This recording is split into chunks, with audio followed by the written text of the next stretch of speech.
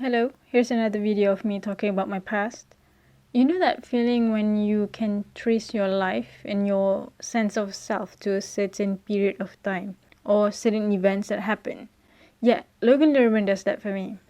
So we're going back to 2012 to 2014 because everything is kind of jumbled up in my brain and I cannot remember which one happened first. I cannot remember for the life of me if I saw The Perks of Being a Wallflower or Percy Jackson first. The movies, not the books. I looked up the release dates for The Perks of Being a Wallflower, Percy Jackson and the Olympians, The Lightning Thief, and Percy Jackson Sea of Monsters. That was a mouthful. And I guess it makes the most sense that I saw The Perks of Being a Wallflower first. And then I looked up what other movies Logan Lerman has been in, because he's cute. And then I watched the Percy Jackson series. So, in 2014, we got this Scholastic flyers where we can order books from, and they had the whole Percy Jackson and the Olympian series, or PJO, plus the first two books from Heroes of Olympus, HOO, for 90 ringgit. 7 books for 90 ringgit. Bro, I immediately called my mom and begged her to let me buy the books. And I got them. And then when the next flyers came to our school, I bought the third book from the HOO series. I think it wasn't until 2018, after SPM, that I bought the last 2 books, because I was planning on finishing the series then. Joke's on me, because I didn't finish them until after my first year of degree, just last week. Okay, now let's backtrack. I tweeted that Logan Lerman helped shape a good percentage of my personality, and I just want to see how. And this is by no means unique to me. The Perks of Being a Wallflower is a great coming-of-age story. People love it. And even though PJO isn't as big as Harry Potter, it's still a big franchise. I'm just telling you how things happened from my end. So, around 2013, my brother started downloading movies. We don't have cinemas here. And I started getting into watching movies.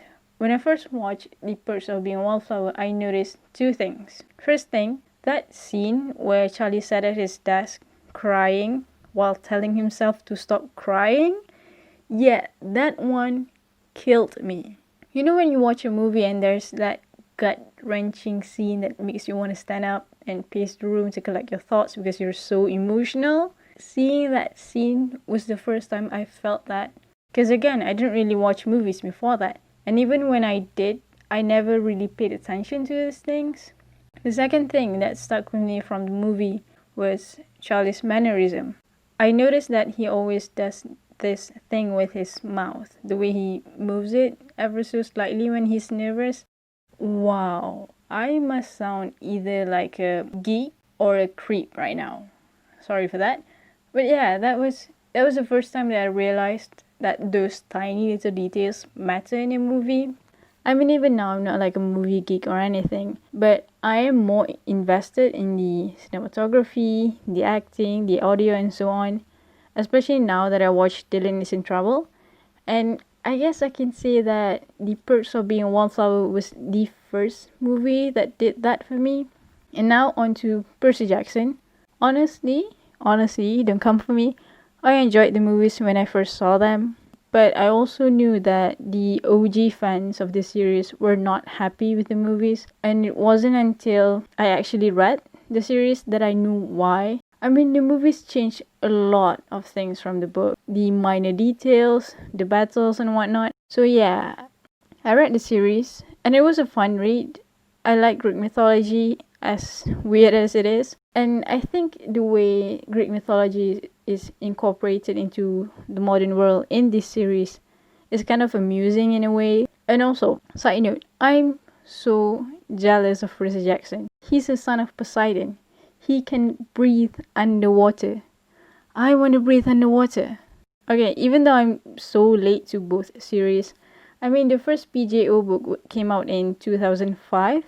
And the last HOO book came out in 2014. So even though in 2014 I just started reading the series, I still kind of feel attached to the characters. And in a weird way, it felt like I grew up with them.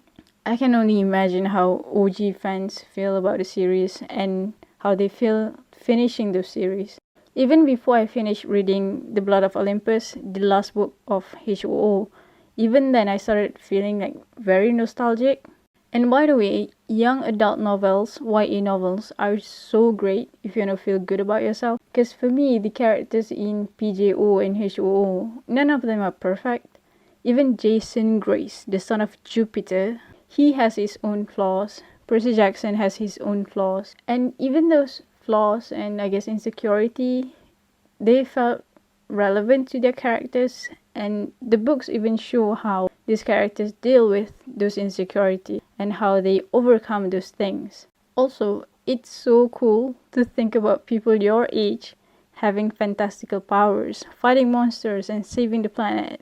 It's fun in that sense, and it doesn't carry the same, I guess, depressing weight as a lot of adult fiction. I don't feel weighed down after I finish reading the series. Instead, they make me feel like I can do something to help the world, in my own little ways. By the way, let me show you my bookshelf. These books, the Percy Jackson series, are some of the earliest novels I've ever bought. I think before this, I only bought John Green novels because I didn't really know what else to read, and John Green was very popular back in the day. And yeah, before that, I was just reading fanfiction and teen fiction on Wattpad. You guys remember those days? And that has been my wonderful journey with Logan Lerman, The Perks of Being a Wallflower, and the Percy Jackson series. I don't know how many of you listen till the end, but if you do, talk to me in the comments. What was the first book that got you into reading? Or the first movie that moved you, or whatever, I don't know. Thank you for your time. I appreciate it. Bye.